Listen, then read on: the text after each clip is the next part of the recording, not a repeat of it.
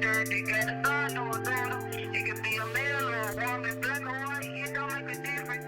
Just get your life together right there, so the drug don't give you a opinion. I said, Episode 3, Travestine. Here we are. We finally made it. We got a very, very special guest today, Mr. Jeff.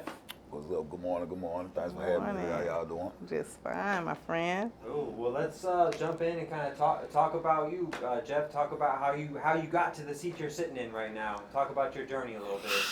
Man, like I say, I got different episodes and chapters of my life. But if you want me to fast forward how I got here, when I first got out of federal prison, I was at the halfway house. And, you know, I was one of those dudes, because a lot of dudes have a mindset where I was on a violation.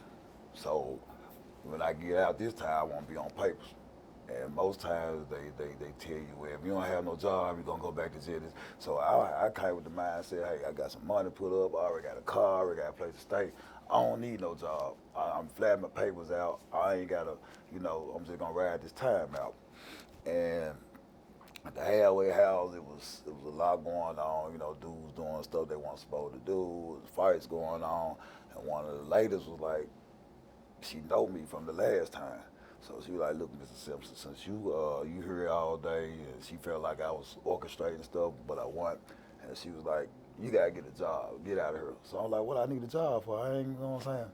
And that's when I met Portia, and she was like, we're gonna hook you up with Portia, and Portia sent me out to Milwaukee. And, you know, the rest was history. And it's so much to say about her, I don't even know where to start. You know, because if it wasn't for Portia, I probably wouldn't be right here. You know what I'm saying? She helped open the doors to a lot of dreams that's all they was dreams. And when I met Portia, she helped my dreams come to fruition. So do you remember meeting Mr. Jeff? Do you remember Yes, I do. I do. Wait, 1 sec. Sorry. Okay. I do. Like I said, going to the halfway house, that's where I meet a lot of my participants. I actually met Mr. Jeff before I even started TRAP, when I was back in staffing. And like I had told you guys before, I've always kind of just been drawn to the reentry population. Just wanting to give them that boost and motivate them and show them that, you know, with the right directive, they can be successful.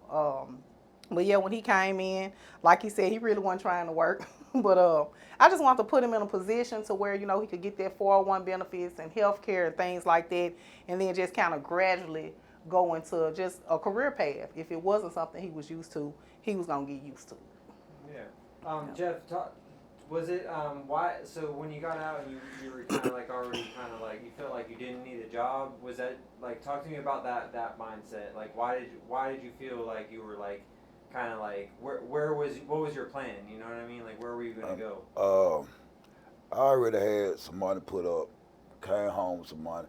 And like I tell a lot of dudes, most times dudes go back to jail is because they try to keep up with the Joneses. Or you get out and you see such and such, he got the nice cars, he got the nice house, so you try to hurry up and get that. And that ain't gonna do nothing but give you a fast way back to jail. Yes. Because everything takes time in the process. So I tell people, if you get out of jail, you got this and you got this already set up, you ain't just gotta hurry up and jump back into the streets. So I kind of thought I had my mind together and what I had wanted to do and what I wanted to be, but I was far from it. I was way off. And like Portia said, but when I met her, she was working at a temporary service. She didn't have a TRAP program. She might have had it in her mind, but she was working at a temporary service to help employing people. And you know, if it wasn't for Portia, man, I don't know how my life would have turned out, because you know, like I was telling her earlier, one split second or a minute can alternate the course of your life. And she encouraged me to stay at work when I was ready to quit. Remember that time when the other dude threatened me and lied on me like it was like I was the aggressor. Mm-hmm. But he was the one who was the aggressor. Even I spoke to you then, and I was like, Portia, I don't think I want to go back, because I don't know if my life in jeopardy or my freedom in jeopardy. Cause I had called and told my daughters like, your dad might be going back to jail. They're like, why? I was still in the halfway house. Cause some dude up here playing with me. If he play with me the wrong way, I got to protect myself. Oh wow. Yeah. So you were thinking about like you might have to like handle this in a Right. kind of more violent way. Right, and there's some kind of way to send me back to prison. Cause for one, I'm at a halfway house, and if I do anything, it's gonna violate my papers. So I was like, but I tell people all the time, and I don't want people to take this the wrong way or mislead people, but I'd rather for my family to put money on my books instead of putting flowers on my grave. At least I'll still be here. I just won't be where I want to be, but I'll still be on the hard part of the ground and not the soft part. It is. Yeah, that's a heavy statement right there. And there's a lot of them that face those kind of situations to where, do I do this and take a chance to go back, or do I tuck my tail and keep moving? So, that's why I tell a lot of people, like, it's okay to walk away. Like, you have to protect your freedom, and nobody's really going to be there how you expect, and if you are going back to incarceration, so you might as well do what you can to stay out and just remove those negative energies, those negative people from around you, and just put yourself in a better situation so you don't even have to deal with that kind of stuff. Right. Yeah. So it was like a situation where you felt like like explain it to me a little bit more. He was kind of lying about you. He was talking shit about you. Like what was the idea? Well, what happened was how it started. At Milwaukee too, when you get out of work, everybody get off at the same time with this one shift. So you got 200-300 people getting off at one time. Everybody trying to leave the parking lot at the same time. Everybody gets stopped at the red light at the same time. So I'm coming out of the parking lot, and it's just traffic jam. And the dudes just waved me off, called me out my name and everything. And I'm from Memphis, so I'm like, I've been locked up. I know dudes in Memphis crazy, and they getting crazy about it today. So I'm like, man, what's wrong with this dude? So I don't know what he gonna do. So I'm like, I was smoking cigarettes at the time. Now I'm like 3-4 years clean. I don't smoke cigarettes no more. That's good. So I was smoking a cigarette, and I'm just looking at the dude. Having music going, okay, whatever, dude. So man, we crossed back over State Line Road into Memphis. So I parked, I jumped out of my car, and he went the other way. So I said, well, he went the other way. He didn't want to do nothing. He might be trying to plot on me. So the next day, he ain't come back to work. So in my mind, I'm like, well, is he gonna try to catch me at the red light again? Is he gonna be outside waiting on me? I went on work, finished my day. I ain't seen him no more.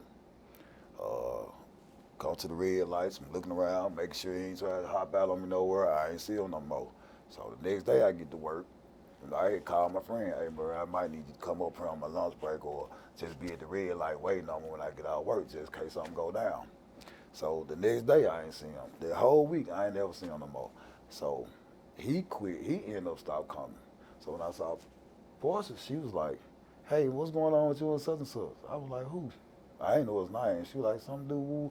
I was like, ain't nothing going on. What he tell you? And Portia told me like the dude came to her like I was the aggressor. I was like, nah, Portia dude had me scared for my life. I thought he was gonna do something to me the next day, but I wasn't gonna not go to work. And just so happened he ended up quitting and flipped the story on me and made it seem like I was hunting him down. And then it's all kinds of ways you help me, Portia. I know I'm talking about track, but I remember when I first went from E building to G building. You helped me in that transformation. I remember when everybody background check came back and you like, Simpson, you straight. You got the I think I had reckless endangerment because a lot of people was getting fired for aggravated assault. Yeah, that's how I ended up becoming permanent. But yeah, so it was more of traffic jam, road rage. Yeah. And the guy, he was definitely had road rage, and I'm a more calm, collective kind of guy. So I don't do all the rah-rah, woof. I just assess it, and I be like, okay, well, if he put his hands on me, I just deal with him. If not, I just overlook him. Okay, yeah. So and so it sounds like in that situation, Miss Portia was that you kind of played mediator there. You kind of knew who the person had come to you, and so you were kind of able to kind of talk it down a little bit and kind of help resolve it in some ways. Yeah, because like one thing about me, everybody I come in contact with, I'm gonna build some kind of relationship with them, so I can say, "Oh, I know Jeff ain't gonna do nothing like that." I would know, and a lot of people just base it on their past and what they came from. But I actually take out time to get to know them, so I can know different little things about them. And like I said, him being dedicated, coming to work, knowing it's not something that he wanted to do, and just still striving and constantly coming, that let me know he ain't trying to mess up what he got going, moving in a positive way. So I always try to keep them encouraged. Like I said, I just want to see everybody do good. Like, it's just how people perceive what you're saying, what you're telling them. You have to break it down and make it plain to them so they can understand. Yeah, you can do that. Take these steps, make it happen. Yeah, so communication is The something key. I'm getting that is very important. Very. In everything, and I guess that's the same for like every situation in life and like the world. We communicate better in general. We'd probably be much better as a whole, yeah. As a whole, yeah, we'd probably not be in the place we're at. And so yeah, no, that's an interesting story. Jeff, do you want to talk a little bit more about your past and like getting what you gone through, or do you want to kind of talk about your business, because I assume you're not. Are you still in Milwaukee Tools, or you're not? No. You moved on from Milwaukee Tools. Full-time now, so entrepreneur. Yes. Full-time businessman. I own my own towing company. Okay. Everything's in my name. It's not in a woman's name. It's not in nobody else's name. Cut up, friend. That's what I'm talking about. Yeah. How did you get into that business? Well, I always have had aspirations and dreams as a child. I always wanted to own something, and I'm good at running things. I'm good at showing leadership. And like I was telling Portia earlier, every job I ever went to since I've been out, I implemented SPOs. I've implemented some type of program or some type of structure or something where the company can use this to make revenue. And I always felt left out and underpaid or underappreciated.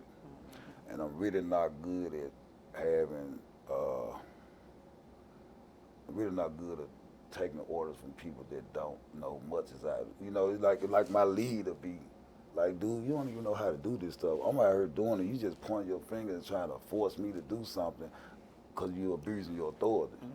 But if you get out here on the floor, you can't even do this. So I was making every company I go to, I make them make revenue. And all they give us piece of chicken and water. You know what I'm saying? So I always had the mindset of making myself rich instead of making somebody else rich. And I'm a hard worker, and I'm dedicated to whatever I do. So every company I went to, I made this company better. I made this company start a new department, or they just, like I say, I implement SPOs. And I just said, man, I'm investing in myself. Yes. Yep. Yeah. That is the key. Investing in yourself. That's what a lot of people do not want to do. They just want a handout. They don't want to go through the struggle. They don't want to work hard, and they don't understand that that's the preparation for where you're trying to get. Right. So what you just said, I speak on that a lot. Like self-investment, that is a must, because nobody else is going to do it for you. You have to take your own time to skill yourself up to put yourself in a better situation.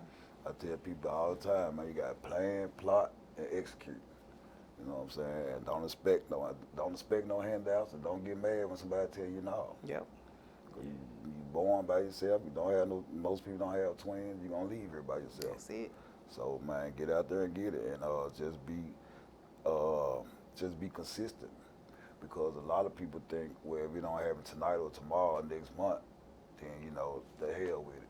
Sometimes it takes hard work and dedication. It takes blood, Months, sweat, and tears. years, Right, yes. right. It took me 3 years to get my business, but I knew I was gonna get it. Yeah, perseverance, but also I think, like you said, investing in yourself, but also, kind of recognizing that you can do all of the good that you want for a company. But if you're working for a company and you're not working for yourself, you're still like, the company's still going to reap the benefit more so than you. So is that kind of why you kind of decided to like make the jump into owning your own businesses and things like that? Also, I knew my background. I knew that I'm a convicted felon. Can you share what charges you got or how much time you did? Uh, I went in for possession of a handgun, so it was 922G. So I just was a convicted felon with a handgun. And, you know, but the charges I caught that made me a convicted felon is kind of what got me into the feds. But some of the charges was false. Like I've been convicted of a charge and I wasn't even there. I went to trial and everything, but I was illegitimate of the law at the time. And I copped out, when they say I copped deuces, because I stayed locked up 14 months on the charge. I went through, I picked out my jury, everything. So the day of the trial, that's when they made me sign a plea deal, which was called the alpha plea. I ain't know nothing about no alpha plea. I'm like, what's that? So he was like, well, you're not saying you're guilty, you're not saying you're innocent, but you get to go home today. And so that's all I heard. Yeah. I go home today, where I signed it, you know, but I didn't know I was signing my life away. But yeah, so That's such an interesting thing in itself because so how does that, when you say you're signing your life away, what do you mean by that? Because you're getting to go home, you're not saying you're guilty, but you're also not saying you're innocent. So does it give them the ability to bring that case back in the future, or would that be double jeopardy then? they can't bring it back. I think they did try to bring it back. It happened like 05, 06, 07, so I really can't, like I said, I've been shot in the head, so my memory kind of fades. But what I mean by signing my life away is this what helped made me become a convicted felon.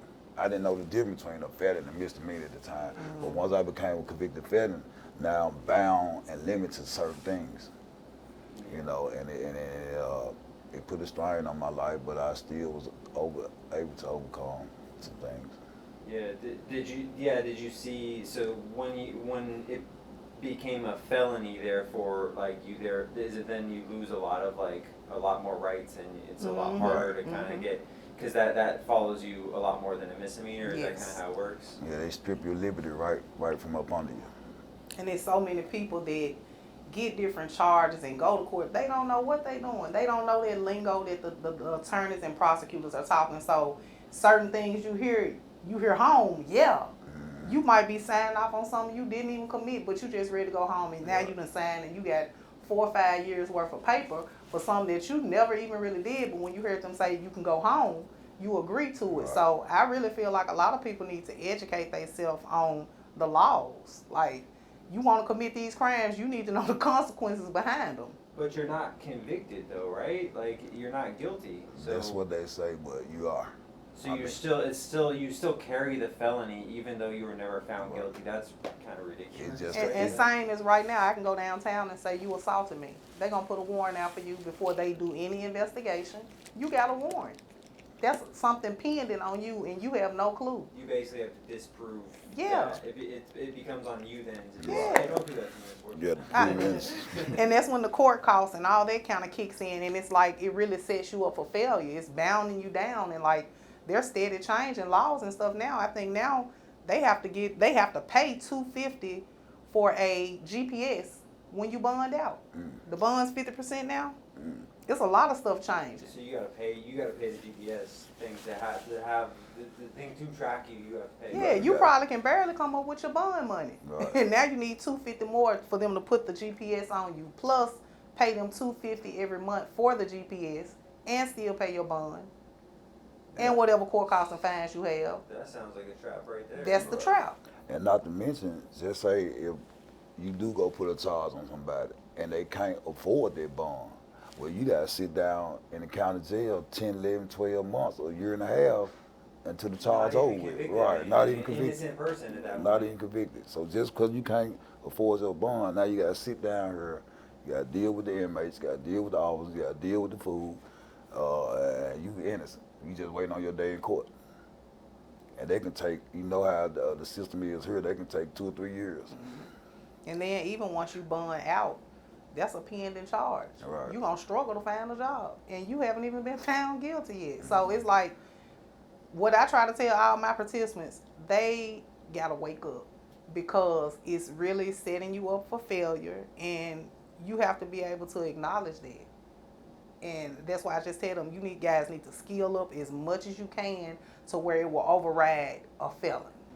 That's a really good point. Yeah, if you have inherent value and you can do something they need to be done, then they're gonna be like, hey, we'll give you. They'll be more open to giving you a chance. You have to apply yourself. Yep. You got programs that are 6 months, 9 months, 12 months.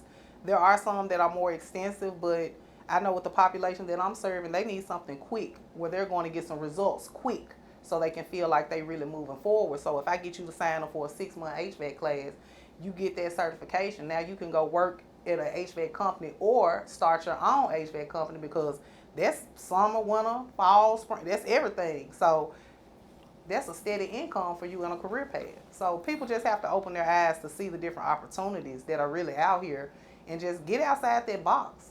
Don't go off of everything that people tell you. Get out and find out yourself. They telling you can't find a job, but if you get out and you really look, you're going to find one. It might not be what you want, but it's going to be some employment. You know what I got, Portia? This what I say. I came up with this thing called AC and DC. I mean AC and BC, like the Bible. But it's after Corona and before Corona. And I tell a lot of these so-called dope boys or street dudes, I said, man, ever since Corona, every job you see pays at least $16 an hour. Before Corona, you had to go to college to make $15 an hour. Yeah. I remember when I used to be locked up, you got to write your re-entry plan. So I used to be like, man, if I can find a job making $10 an hour, I can pay my phone. If I find a job making 11, 12. So now since Corona came out, the average job pay $15, $16 an hour. So I be telling dude, why you can't work now? I can understand you don't want to work for $7 an hour, $8, $10 an hour. But now, the job I just had before I got my business, I was a maintenance man. I was making like $23, almost $24 an hour. Came in starting at that. They was getting ready to give me a raise, but I quit. I was going to get $1.50 raise, and I was going to be up to like 26 or something like that. And the job before that, I was making like $21 an hour, hard-sized food. So, I mean, some dudes just don't want to work, or they're ashamed to work, or they think people going to laugh at them because you known for being the dope boy or the gang leader. Now how you in the warehouse. Oh, that's over with. Yeah, right. It's been over with. Right, it's a pride thing. So, like, I done seen a couple of dudes in them warehouses, and I'd be like, man, I never thought I'd see you here. But times will put you there. But I'd be proud to see them because they let me know that you ain't bound to yourself, or you're not ashamed of what people think of you. Because I know a couple of dudes now that won't go to work for nothing in the world, and I ain't got tax on the moon pie. Worry about what somebody gonna say about them. Yeah. Bro, go get you a job, bro. It's gonna be all right. You gonna feel better on payday. You gonna feel better than you is today instead of standing in the hood. Trying to collect, get your money from somebody. Right. You're going to know how much your check is. You're going to know when it's going to hit. Exactly. And that's just the comfortability of it. Just not all that stress. You know what I'm saying? You ain't got to hunt nobody down, dog. Excuse me. They owe me $500. I need to go. It's just over with. Yeah. It's definitely, there's definitely a lot of advantages to that, especially with benefits and health insurance and the reliability of just getting every 2 weeks it comes in. There's other problems with it, as we were just talking about, though, too. It's like, you're still working for, so the fruits of your labor are going to be enjoyed by someone who's not you. That's why I assume, you got into owning your own business because, like you were talking about, you made every company that you worked for better, but you never felt the benefit of all of that you're doing. So, it's definitely a fine line. You know what I mean? Like, on one hand, the stability of it, the reliability of it, but on the other hand, you're working for someone else. Like, you're never gonna get the compensation that you really deserve. I feel like if people challenge themselves, feel like they just step out on faith. You don't know how successful you can be, because like, I was looking at myself. I was working for all these companies and staffing agencies, high volume recruiting. I'm doing that now for myself. And it's like, it's honestly, I ain't gonna say it's less stressful, but it is, because I can work at my own pace. All right. And when you're working at your own pace, you know your capacity, you know your workload, you know what you can do. But to see how much you can do and bring in on your own, not working for somebody, I'm like him. I'll never go back to working for anybody. Mm-hmm. You know, I just pray the Lord continue to, keep using me and allowing me to help his people, because I don't want to go back either. I don't think they can pay me enough. Yeah. Well, I think also exactly it makes stories like yours even more valuable, because guys who are saying, they don't want to go work in a warehouse or whatever, they might see you and be like, oh well, eventually, I may have to work in a warehouse a couple of years. That's temporary. Eventually, I can get to owning my own business. Eventually, I can get to working for myself again. But not doing it through the streets, not doing it through these illicit means. So I think that makes stories like both of y'all's even more valuable, showing them that like, hey, maybe you will have to go work in a warehouse for, I don't know, a year, 2 years, 3 years, 5 years, but eventually you can get to a place where you are working for yourself and there's still stability and reliability there. So I think that adds like the value that you guys add is really, really important to the conversation.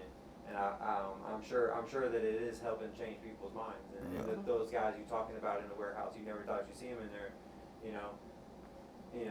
they may be looking at you and saying, well, I'm gonna get there too. I'm gonna get there to be owning my own business one day too. So and it makes the best businessman out you, or the best owner. It's just like, for example, the guy with owner of Starbucks. He said he owned Starbucks from working at a coffee shop. And he kept telling the guy, hey man, we need a drive-through, we need this. And the owner's like, nah, we ain't doing it. So he left. Well, but my point is, he picked up the knowledge from there. And he took what he learned from there and went implemented in his own. Right. That's it. And a lot of people don't understand, you're going to have to go through warehouse. I mean, like when I started out at Milwaukee too, I got to learn the difference of, okay, that was this tool for. Okay, so you use this tool for that. Okay, that was this tool for. So now I know how to use tools, even though I know I wanted to be in that field anyway, because I love tools. Every man should have some tools, I think. But yeah, any job or any profession that you want to be, I would suggest anybody to go get some hands-on experience first before you just jump out there. Get the feel of it.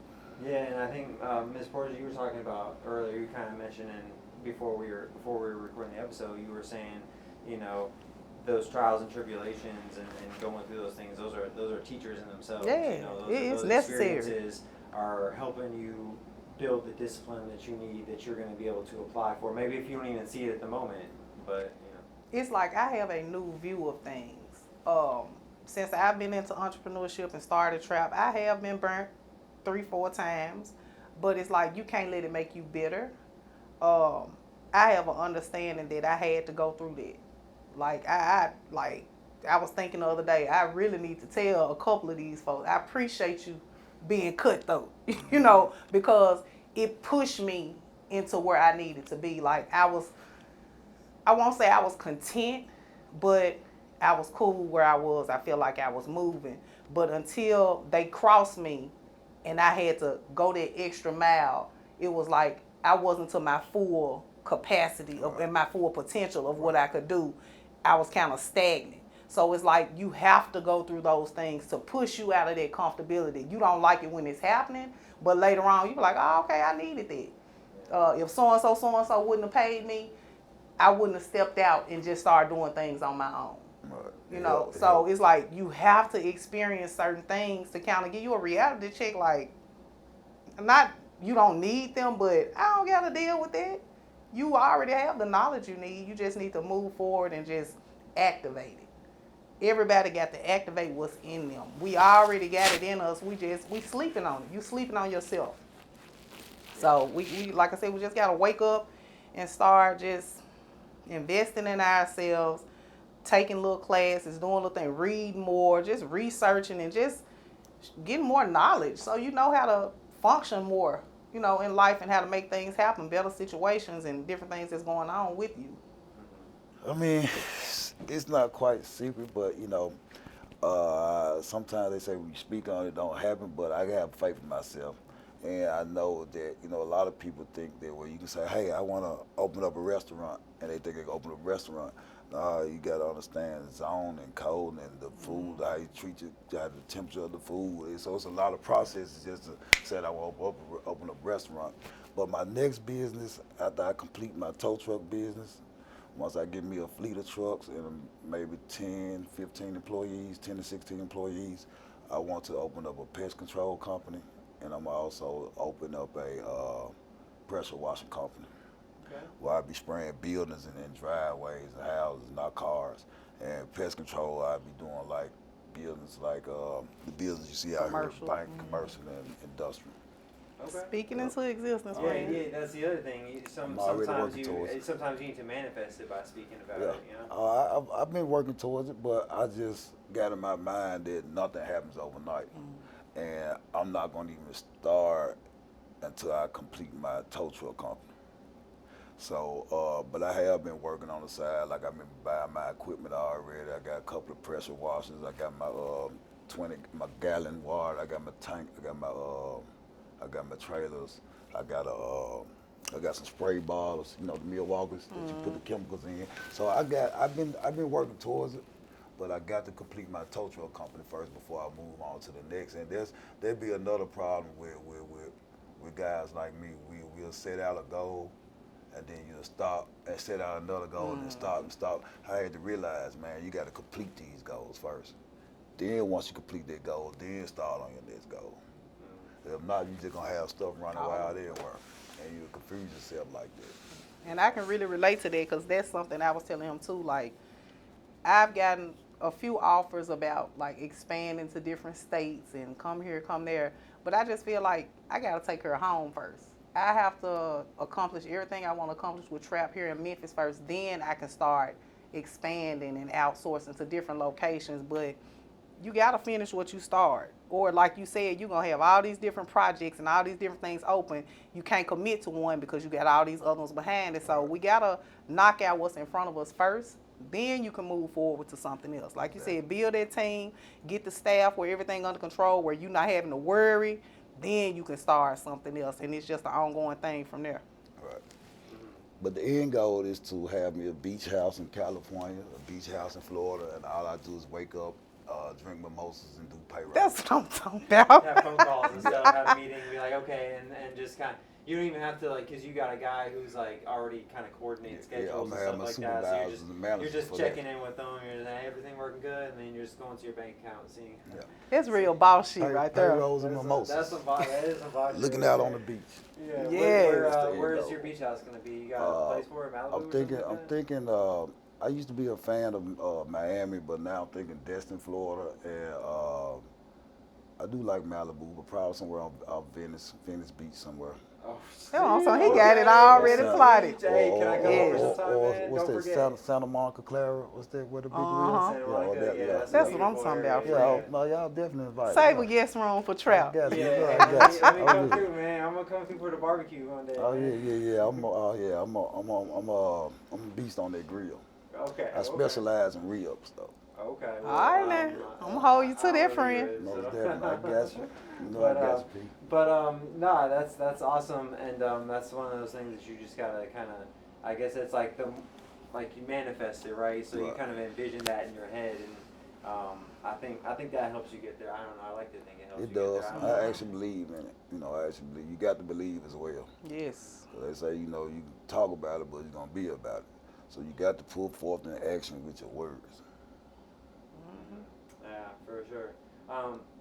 Let me ask you this: what do you think are some like misconceptions people have of people who have been through the criminal justice system? What do you think are some misconceptions society has in general? Oh man, society is so judgmental. You know, they so judgmental. They don't take the time out to get to know you, or you know, they might see the tattoos or the gold and diamonds, or you know, a lot of these dudes have tattoos on their face and stuff. But I was at a place the other day. I'll tell you about the Infamous 20, and I was getting on the elevator. So I had my suit and tie on. They didn't know who I was. I was dressed like one of them. And another guy came through. He had a tank top on, and they was like, "No, don't let him get on the elevator." So as soon as the elevator closed, they talked about him like a dog. And I said, "They don't know. I'm One of them. him, or probably worse than him." and I'm in the elevator with y'all. But they didn't even know that because of how I was dressed. But if I take my shirt off or open my mouth, then they'll look at me the same way. But first, they weren't talking to me like that. So it's just the misconception is people discriminate. I hear it all the time because I got good ears, and I be hearing people like, "Girl, he a convicted felon," or "He got a felon on his record. Don't mess with him. Don't talk to him," or "He the boogeyman." You know, everybody make mistakes. You gotta think they'll give you a felon for pretty much anything now. And like when I first got out, they told me, well, you can't talk to no convicted felons or that'll be a violation of your probation. I said, well, that's everybody I know pretty much. Everybody that's over 18. So you might as well tell me to go live in a bubble or go live in a hole. Because if that's the case, I can't go to the park, I can't go to the community center, I can't go to the grocery store, I can't go nowhere if you're going to tell me I can't talk to anybody that's a convicted felon. The cashier at the grocery store might be Right, felon. exactly. Shoot. That's so real, but also so depressing, and such a really damning statement about like the criminal justice system in America in some ways, like what you just said. I think because just the fact that it's like that's everybody I know, and that just speaks, I think, to a failure of our society to really keep people safe in a meaningful way. I don't know. What do you think about that, Ms. Portia? It's like, I think people gonna judge regardless, but presentation is everything. You gotta box it up and make it look pretty, even if you have all the rough edges in the world, because they're not gonna even give you a chance if you just come in how you are. That's how I see it. And like prime example for myself, when I'm on the news and I'm interviewing and things, I get so many calls. Oh, Portia, you talk so elegant and you're enunciating. I mean, how you want me to talk? Like, I can talk how I talk, but I know if I'm on camera or I'm around certain people, to get the respect that I have to know how to cut it on and off. Right. And I know how to cut it on and off. So I can sit here and chill with him, and me and him gonna be talking. We're gonna talk our lingo. But if somebody else come in here, Governor Lee, I'm gonna put on. And it's not being fake. That's what I think our culture has a problem with. They so busy want to say you fake and you fruit gaze and you putting on, but everybody receives things differently. So you can't go to a city official and talk to them like you talking to your partner on the street. But if you're able to adapt and go from here to there, then you winning. And that's what I think a lot of people don't realize is our culture can adapt to anything. Anything. I will say, I believe we are the superior race. You know, nothing against anybody else, but it's like we got so much potential and we don't see it in ourselves because we don't understand our own value and worth, because people are always looking down on you or talking down on you to where it'll put you in a little rut where you feel like you can't do no better. But everybody don't have a strong mind. So I feel like that's where some people fall in between the cracks. But if we really get ourselves together, no stopping. No stopping. Look how people adapt in jail. Hibachi. They lighting cigarettes off batteries and razors. Like, the average person couldn't survive, wouldn't know what to do. But you put certain people in certain situations, they gonna make it work. It's survival of the fittest. And you just have to know how to survive and adapt. Yeah. And a lot of people just don't want to adapt. They comfortable where they at. You can never get comfortable. I'll never forget my old boss told me that. I was complaining when they kept moving me from different accounts. And I was like, dang, every time I implement something and get the account up and running and everything good, you want to throw me somewhere else. And they had sent me to Electrolux. And I'm dressing up for work all day, every day. And I'm like, dang, it's hot in here. And they want me to put all this PPE on. I didn't like it at all. And I had told her, like, I don't want to be there. Can you send me somewhere? Well, Portia, you can't never get comfortable. And then I didn't want to hear that. But it's like now it's really stuck to me, and I understand exactly what she's saying. You have to always be willing to elevate. You always got to be willing to move forward. It ain't always just going to be what you used to and what you comfortable with. You got to just expand your mindset. You don't know what you're hindering yourself from being stagnant. People should just try it. There's a lot of ingenuity that comes because you're forced to be ingenuitive. Yeah. In a lot of ways, right? Yeah. Anything else that you want to kind of cover? You guys want to go over in this episode? We want to talk about. What do you think? I think I didn't hit everything. You got something? I can speak on my childhood and the before and after of that, Okay. because like I was saying earlier, and I know there's a lot of dudes that feel like me.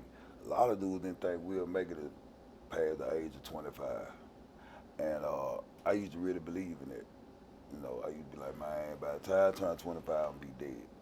And I was heading down there that trajectory. I had been shot 3 different times. I've been shot in the head. I've been shot at 88, 1998, and 2002. So in 2002, I was number like 21 then. I'm 44 now, and I seen one of my homeboys. He passed away in front of my face. I had to close his eyes for him. He died with his eyes open. So watched him take his last breath. I just seen a lot, and I didn't go to the feds till I was like 30 years old. So all my 30s, it was reconstructing and rehabilitating my life. And the older I got, the wiser I got, the more mature I got, and I got to realize, man, this ain't the life for me. And like I said, I got so many childhood traumas and teens and 20s. I had almost brought myself to tears thinking about it last night.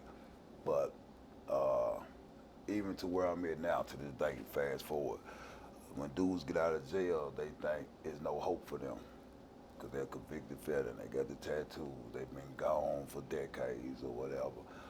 But I'm here to tell you, man, it's hope. I got I got a passport. I got my own business. Yes. Man, I got a beautiful woman by the name of Nikki. I mean, everything that I thought wasn't gonna happen happened. I prayed about it. I stayed down, stayed dedicated, and God opened all kinds of doors for me. Like I never thought I'd have a passport and leave the country. And you've been enjoying. I be seeing you. Yeah, I've been all over the place. I always wanted the business, but it's always been back in my head like, man, you ain't gonna, you know what I'm saying? Ain't nobody gonna mess with you. Even now that I got this tow truck company, I still have to deal with certain companies that I have contracts with. They want to know if I'm a convicted felon or how old is my felon before they hire me for a contract or whatnot. So it still hinders me, but anything is possible. They passing laws every day.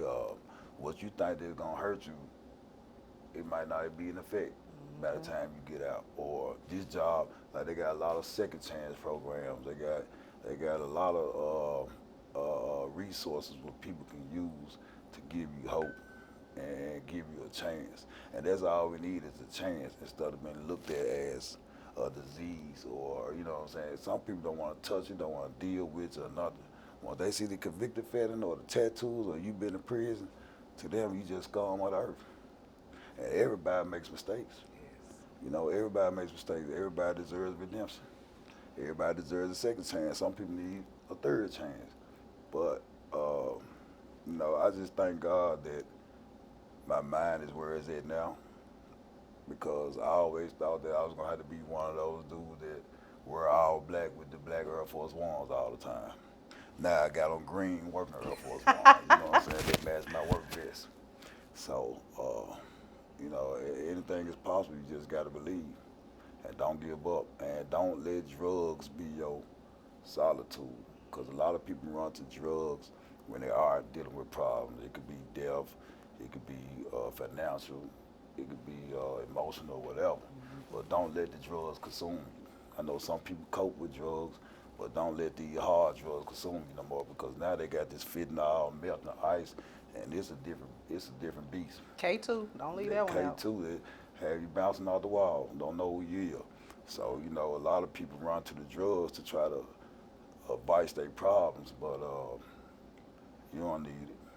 Just need hope, dedication, and somebody give you a chance. And stay prayed up. Definitely prayed up. What would be, let me ask you this before we get out of here, if you could talk to that younger self that never thought he would live to be 25, what would you want him to know right now? Never give up. You can make it. Don't limit yourself. It's like they used to tell us in school, and I always thought it was bull crap. You can be whatever you want to be. And it took me probably up to about 2 or 3 years. I think Donald Trump kind of helped me realize that too. But you can be anything you want to be. You can do anything you want to do. You know, back then they used to say you can be an astronaut or you can be the president. But now, man, it's possible. You probably can be an astronaut for real. You might can be the president of. Now you can be the president of your own company or something like that. You might not be the president of the United States, but it's hope out there, man. You just gotta stick with the script and be dedicated to what you believe in.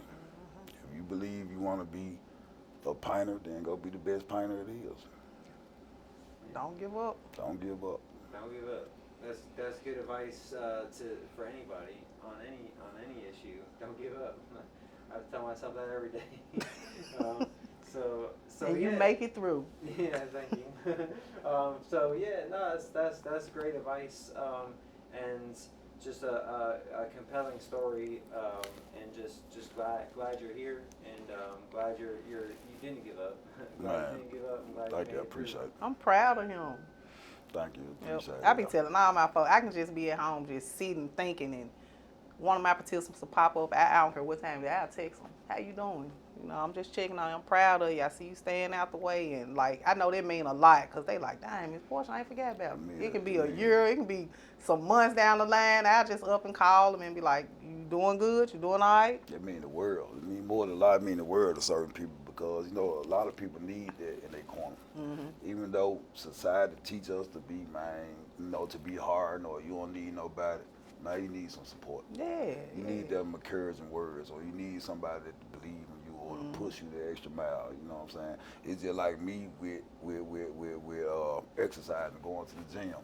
I tell people, man, I'm motivated to do a lot of things, but when it comes to exercising, I need somebody. I need a spotter. Somebody to push me. You know, man, get that money. Come on.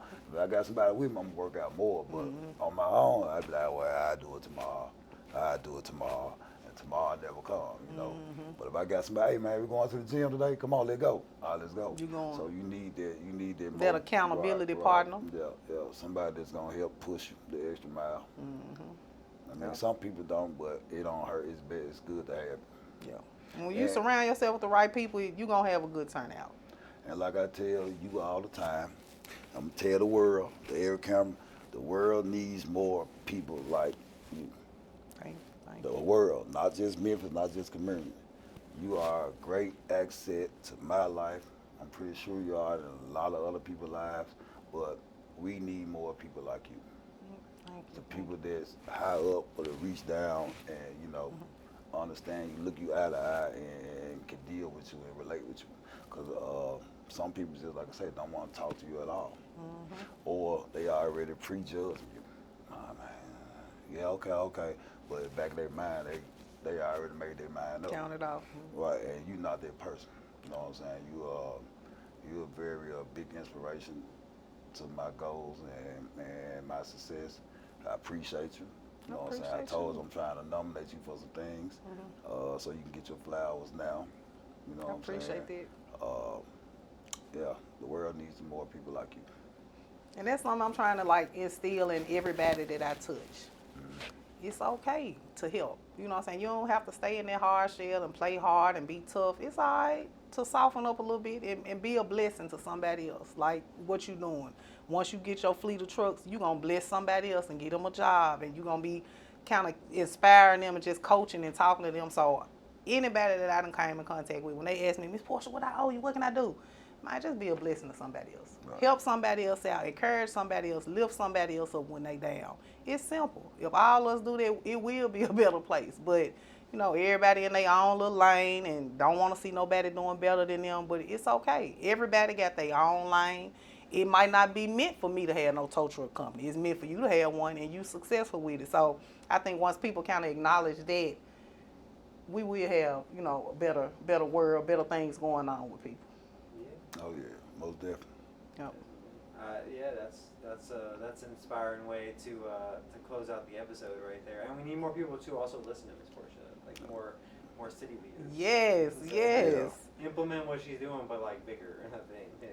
Yeah, y'all help your girl out, man. I'm trying to help the city. Because they might be like, we done heard it or seen it before, but you making plays. Yeah. And I be seeing you too. And you got this side that gravitate to you. They not gonna walk on this side of the fence. Like I told you once before, you can go anywhere. You well protected. Ain't nobody gonna mess with you. Yep. Ain't no, everybody gonna have your back. They gonna stand for you. They gonna root for you because you with the people. Yep. Ain't nobody else with us. We by ourselves. Don't nobody want to listen to us. So we feel like, well, if they don't want to listen to me, maybe I can call Portia. Portia probably can call them. You know what I'm saying? They probably, yeah, but it's just, some people just don't want to give us no chance because of your records. And that's not fair.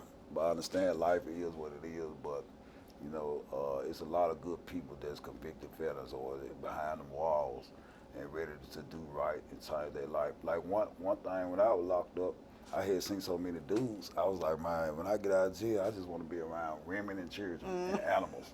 I don't want to be around no more dudes. I want to be around dogs, cats. I hadn't even seen no bird in a long time. I saw a bird. I was like, man, I wish I was this bird flying. But yeah, so, it's just about people getting chance, people not being racially profiled or looked upon as the boogeyman. Give me a chance. Get to know me.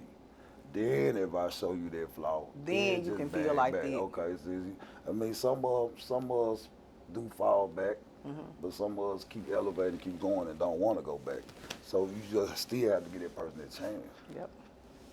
And now if you mess that chance up again on your own, then that's you. Yep. I But did let my me part. mess up. Right. I Yep. did my part. I gave you an opportunity, and you blew it. So you can't say, well, don't nobody never gave me a chance to do nothing. You had your chance and you Right. messed it up. Yeah. Yep. Give people a chance and don't give up. Don't give up. Those are good. That's good advice all the time. Yes. On that note, I think we'll wrap it up and call it an episode. Another compelling episode of Trap's Team in the books.